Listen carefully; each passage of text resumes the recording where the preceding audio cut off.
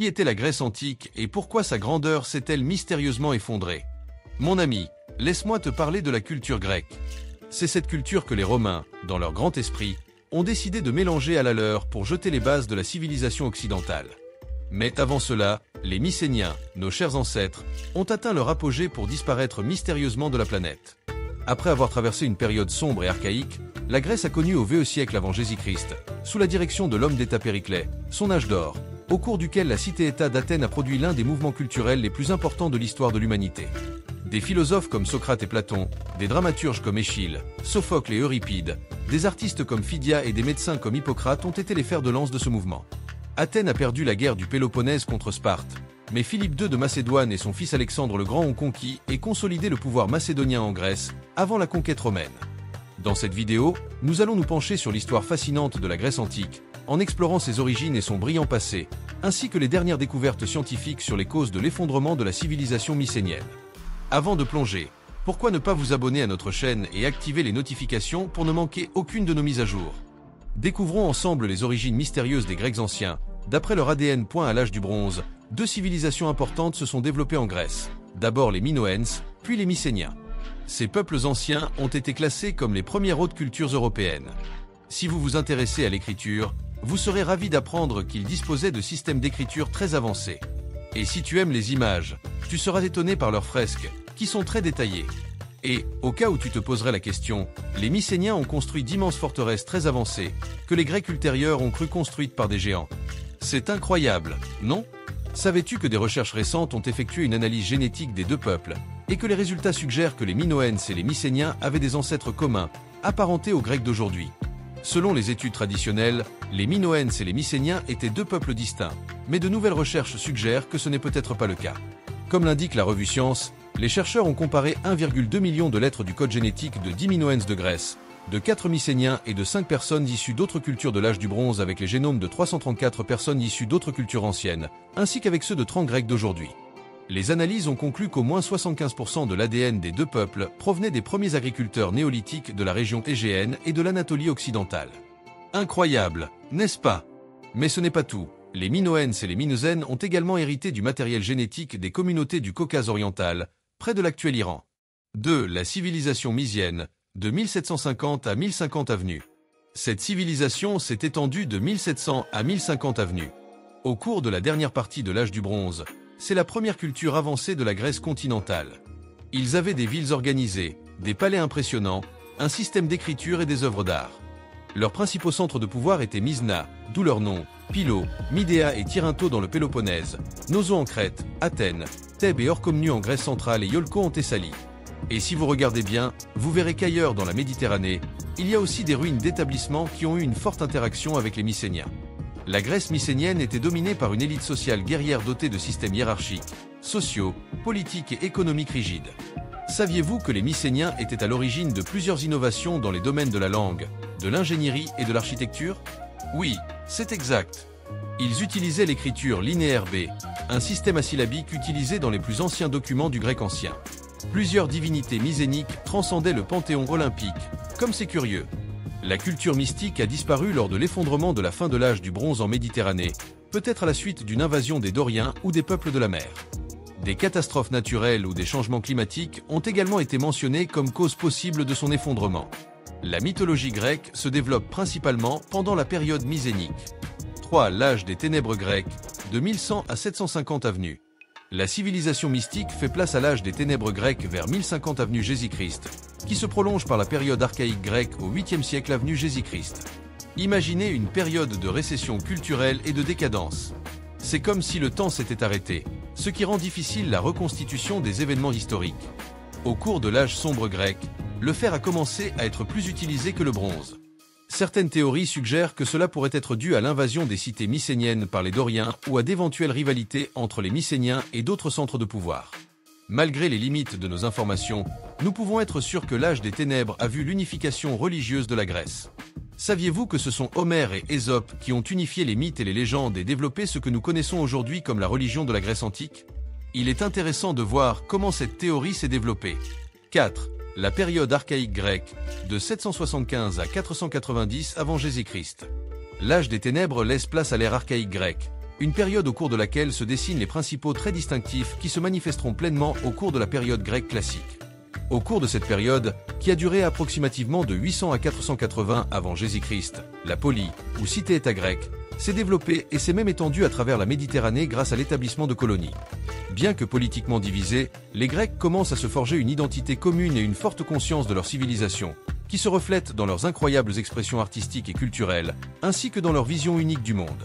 Saviez-vous que le début de l'ère archaïque a été marqué par la célébration des premiers Jeux Olympiques en 776 avenue Jésus-Christ? Quelle excitation! Et qu'il s'est achevé en 499 avant Jésus-Christ, avec la révolte ionienne. À cette époque, les Grecs de la côte d'Asie mineure demandent à la polie de Grèce continentale de les aider à contenir l'expansionnisme de l'Empire perse, ce qui donne lieu aux guerres médiques. Après plusieurs siècles d'oubli de l'écriture mycénique, les Grecs adoptent à l'âge archaïque l'alphabet phénicien, dont ils tirent l'alphabet grec. C'est également à cette époque que sont nés les deux grands poèmes homériques, l'Hélas et l'Odyssée. Enfin, en 5e position, nous avons la guerre de l'Élantin, qui s'est déroulée entre 710 et 650 avant Jésus-Christ.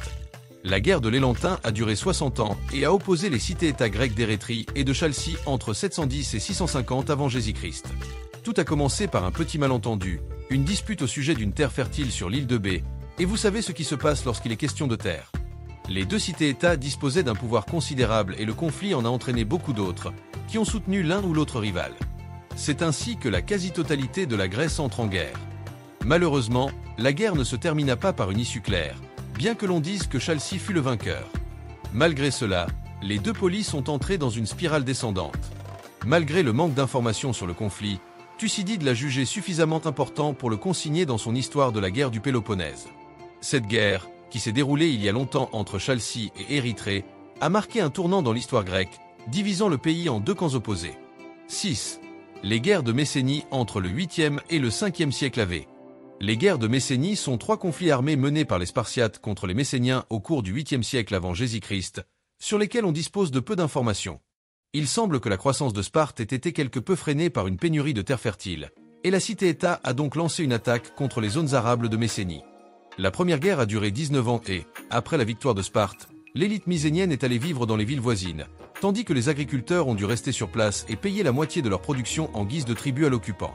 La deuxième guerre fut celle de la revanche, et selon Tyrtéo, elle se déroula 2 générations après le premier conflit.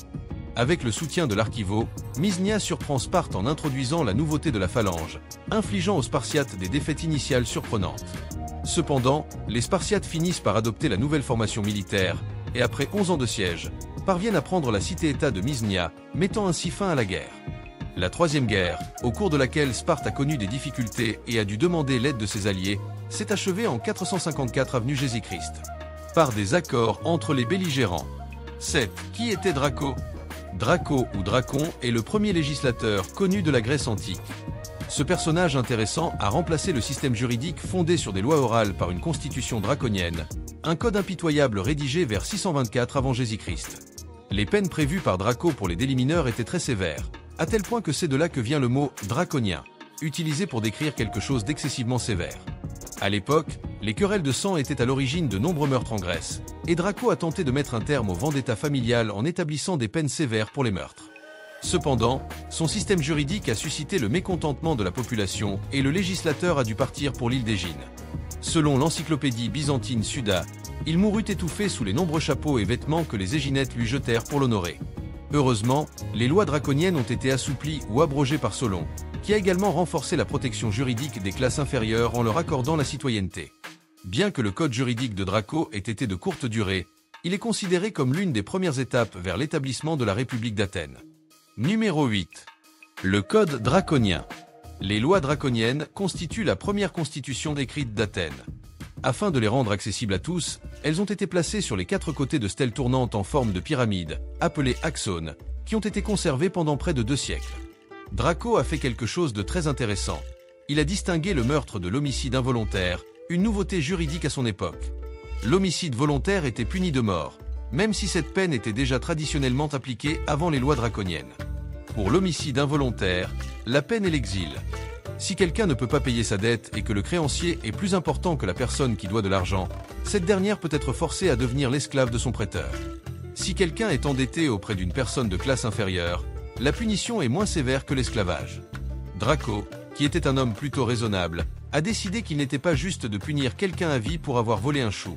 Quelle bonne idée a eu Plutarque lorsqu'il a écrit cela dans le Code draconien. Lorsqu'on lui a demandé pourquoi il avait imposé la peine de mort pour la plupart des crimes, Dracon a répondu qu'il estimait que les crimes les moins graves le méritaient et qu'il n'avait pas de peine plus importante pour les crimes les plus graves. 9. Qui était Solon? C'était un grand réformateur politique, un législateur respecté et un poète athénien talentueux qui a vécu entre 638 et 558 avant Jésus-Christ. En fait, il est considéré comme l'un des 7 sages de la Grèce. Il a régné à une époque de conflits sociaux, notamment en raison de la concentration du pouvoir et de la richesse entre les mains des Eupatrides, nobles propriétaires terriens de la région de l'Attique. En 594 avant Jésus-Christ, Solon promulgue une constitution comportant une série de réformes destinées à améliorer le sort des paysans et des classes pauvres, accablés par la misère et les abus de droit. Il abolit l'esclavage pour d'être prévu par les lois de Draco et instaure un nouveau système de recensement, supprimant l'octroi de droits politiques fondés sur la lignée d'un individu et les remplaçant par ceux fondés sur la richesse. Les classes moyennes de la société athénienne acquièrent ainsi plus de pouvoir politique, bien que les classes inférieures n'obtiennent pas ce qu'elles voulaient en termes de répartition des terres. Bien que ces réformes n'aient été que de courte durée, Solon est reconnu comme le principal levier intellectuel de la démocratie athénienne. 10. La législation de Solon était très avancée. Solon comparait la justice au calme de la mer en disant « La mer est agitée par les vents. Tant que quelqu'un ne la remue pas, elle est la plus juste de toutes » et explique que, pour lui, la justice repose sur 2 idées, la liberté commune et la paix commune. Il a également annulé les dettes que les paysans devaient aux propriétaires terriens, conformément aux lois draconiennes et aux traditions juridiques antérieures. Les paysans ont ainsi récupéré leurs terres saisies. Cette législation était appelée « sexatiella » ou « désuppression des charges ». Il interdit également l'esclavage pour dette et rachète les esclaves qui avaient été soumis à la législation annulée afin de les libérer. En outre, il a promu une politique économique qui interdisait l'exportation de produits de base tels que les céréales, tout en encourageant l'exportation d'autres produits tels que l'huile d'olive. Il modifie également la loi qui punit l'oisiveté de la peine de mort et instaure des sanctions plus humaines telles que la suppression des droits civiques et des amendes. En outre, il se montre très généreux envers les hommes sans enfants, auxquels il accorde le droit de tester librement. Il interdit également la construction de mausolées privés coûtant plus que ce que 10 hommes gagnent en 3 jours de travail. Il a également réglementé la pédérastie grecque qui, dans l'Athènes de son époque, était libre et non réglementée. En 510 avant Jésus-Christ, Sparte contribue à la libération d'Athènes. Au VIe siècle avant Jésus-Christ, la République romaine commence à devenir la nouvelle puissance dominante dans sa région méditerranéenne immédiate, grâce au déclin des cités grecques de Sicile et à l'hégémonie déclinante de Carthago. À cette époque, la Grèce et certaines de ses colonies d'outre-mer connaissent une croissance économique incroyable. L'industrie manufacturière et le commerce sont à l'origine de la prospérité générale.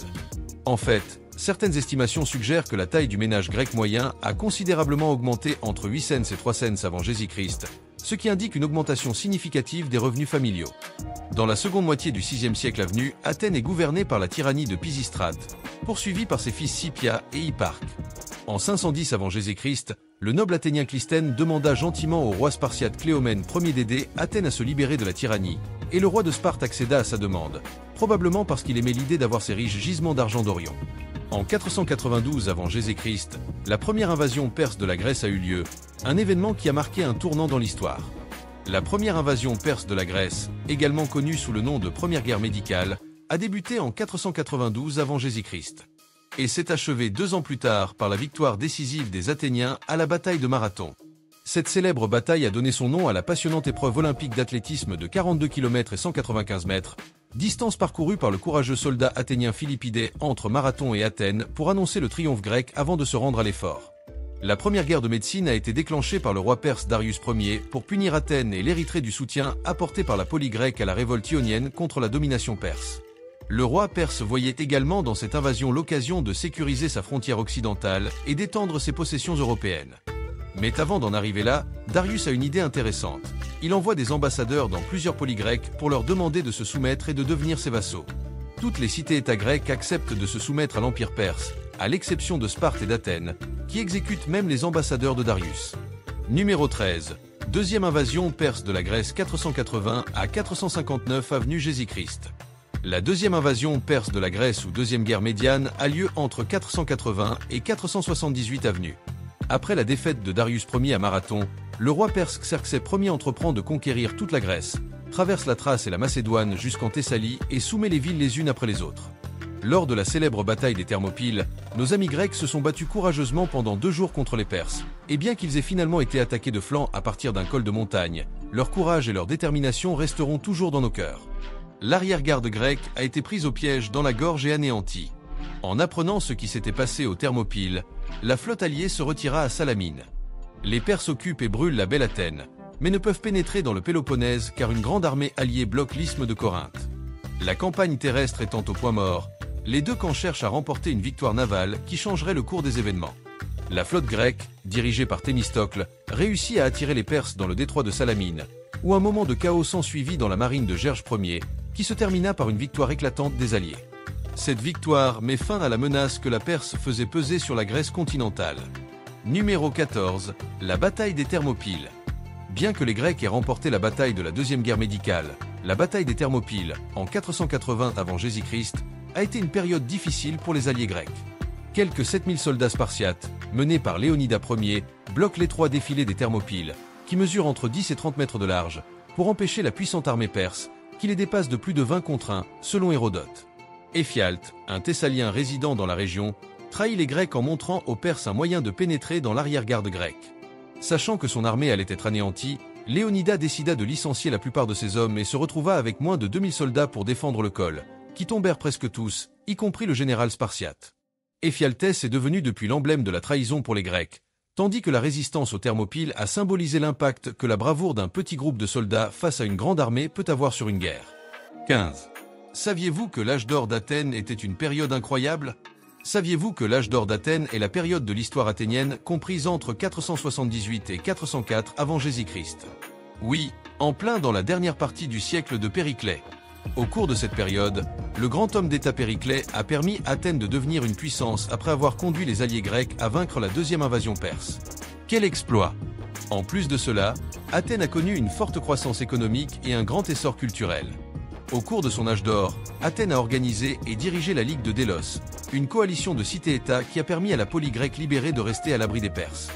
Grâce à leur position de leader de la coalition, les Athéniens ont adopté une attitude impériale et ont transféré le trésor de la Ligue de Délos à Athènes, qu'ils ont utilisé pour financer la reconstruction de l'acropole. Grâce à ce renforcement financier, Athènes a pu mettre la moitié de ses citoyens au service de l'État et s'est imposée comme la puissance navale dominante du monde grec. Avec les fonds impériaux, Athènes a produit l'un des mouvements les plus durables et les plus influents de la culture occidentale. Dans sa splendeur, la ville a accueilli des sommités de l'art, des lettres, de la science et de la philosophie tels que les grands philosophes Socrate et Platon, les dramaturges Échille, Sophocle et Euripide, les historiens Hérodote et Thucydide et le médecin Hippocrate. 16. Périclès. Périclès était un orateur extraordinaire, ce qui lui a permis d'obtenir un soutien considérable pour ses opinions politiques au sein de l'Assemblée athénienne. L'une de ses réformes les plus appréciées a été d'ouvrir les portes de la fonction publique aux Athéniens qui, pour diverses raisons, manquaient de ressources. En outre, il créa l'Amistophoria, qui signifie fonction rémunérée, un salaire spécial pour les citoyens qui siégeaient dans les jurys des tribunaux. Ainsi, de nombreux citoyens athéniens pouvaient se consacrer au service public sans se soucier de l'économie. Grâce à cette politique, Périclès a maintenu les tribunaux pleins de jurés, donnant l'exemple de la vigueur et de l'activité dans le service public. Son règne a fait d'Athènes une polis dotée d'institutions démocratiques brillantes, un phare culturel du monde grec et l'une des villes les plus importantes du monde à l'époque. Les citoyens athéniens jouissaient d'un degré de liberté inégalé, à la simple condition de respecter les lois et d'honorer les dieux. Si les censeurs continuent d'exister, leur pouvoir est considérablement réduit, y compris en ce qui concerne la distribution des privilèges. L'art au VE siècle est l'âge d'or. Si les techniques artistiques ne varient guère par rapport aux périodes précédentes, ce qui caractérise le plus cette époque, c'est l'explosion du nombre et du raffinement des œuvres d'art, essentiellement à caractère religieux. Saviez-vous que la reconstruction du temple d'Apollon à Delphes, détruit par un tremblement de terre, la reconstruction du temple de Zeus Olympien et la reconstruction de l'acropole d'Athènes, avec sa profusion de marbre blanc, sont les œuvres les plus marquantes? Le sculpteur le plus important de l'époque est Phidia, auteur de la statue d'Athéna, déesse éponyme d'Athènes, que l'on peut voir à l'intérieur de l'acropole, et surtout de la statue de Zeus à Olympie, l'une des 7 merveilles du monde antique. 18. Le théâtre du VE siècle est l'âge d'or. Saviez-vous que le théâtre grec a atteint sa plus grande splendeur au VE siècle? Périclès, un dirigeant très intelligent, a eu la brillante idée de prendre des mesures pour soutenir et promouvoir les représentations théâtrales. L'une de ses idées consistait à faire en sorte que les familles riches soutiennent financièrement les acteurs et les choristes. Pendant ce temps, Le théâtre restait un outil éducatif pour le peuple, l'aidant à grandir en tant qu'individu et à construire une société plus forte. Il est vrai que les dramaturges et le public étaient des hommes, ce qui a contribué à renforcer le patriarcat, mais cela n'a pas empêché le théâtre d'être un lieu de rencontre et d'apprentissage pour tous. Athènes est devenue le grand centre du théâtre grec, avec des scènes qui duraient 8 heures d'affilée et qui rivalisaient les unes avec les autres pour remporter le prix du meilleur. Les salles de théâtre grec étaient très diverses, allant de théâtres improvisés dotés d'un mobilier et de décors simples à des salles de plus en plus élaborées et somptueuses au fil du temps. L'une des caractéristiques du théâtre grec était sa distribution minimale, composée d'un maximum de 3 acteurs, accompagnés d'un chœur qui chantait et dansait. Bien que la célébrité ait surtout porté sur les dramaturges, Échille, Sophocle et Euripide ont été les vedettes de l'époque. 19. La philosophie du VE siècle et l'âge d'or. L'âge d'or athénien nous a laissé les plus grandes icônes de la philosophie occidentale, en commençant par Socrate et en continuant avec Platon, qui a partagé dans ses dialogues la pensée du premier avec la sienne. Aristote, un autre grand penseur, a vécu peu après l'âge d'or, mais il s'est inspiré des travaux de Platon et tous deux sont considérés comme les pères de la philosophie occidentale. L'éclat de la pensée de ces 3 grands esprits de la philosophie universelle a relégué au second plan les autres grands philosophes de l'âge d'or athénien, tels qu'Anaxagore, Socrate, Parménide, Protagoras, Héraclite et Démocrite.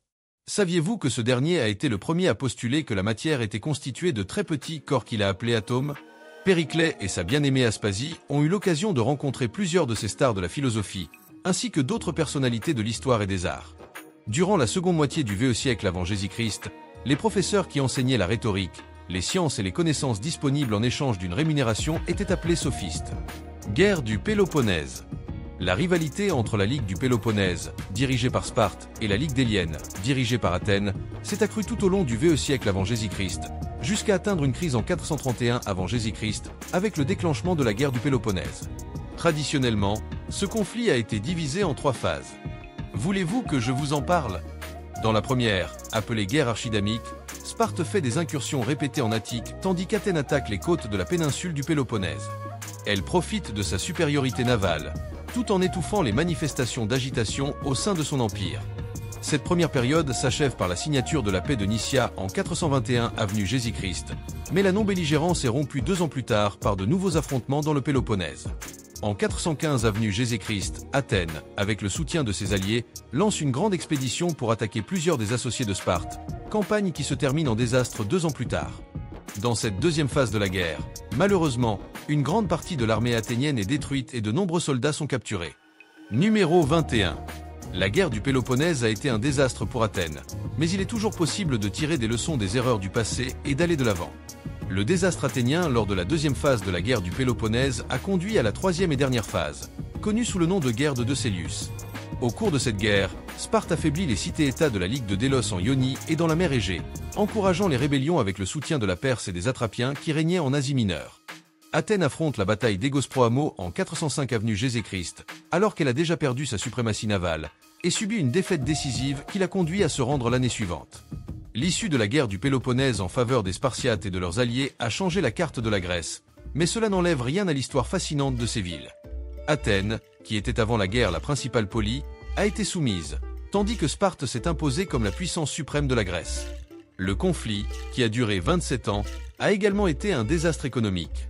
Le Péloponnèse a été plongé dans la pauvreté par les ravages de la guerre, tandis qu'Athènes a été complètement dévastée et n'a jamais pu retrouver sa prospérité d'antan. Le roi Philippe II de Macédoine, père d'Alexandre le Grand et de sa conquête de la Grèce. Philippe II est monté sur le trône en 359 avant Jésus-Christ.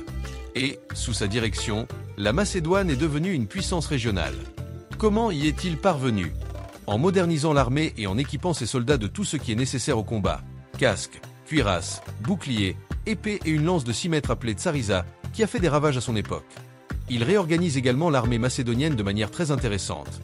Cavalerie lourde, cavalerie légère, corps d'infanterie et phalanges de soldats armés de lances qui se battent de front en gardant leurs lignes serrées. Ses talents de commandant l'ont d'abord amené à renforcer le pouvoir de la monarchie macédonienne à l'intérieur de ses frontières, puis, par désir d'expansion, à défier la Grèce pour le contrôle de la région. En 357 avant Jésus-Christ, notre bien-aimé Philippe II a conquis la colonie athénienne d'Amphipolis. C'est passionnant. Et 1 an plus tard, alors qu'il était encore en campagne, son fils Alexandre, que l'on appelait le Grand, est né. Philippe II domine la Grèce.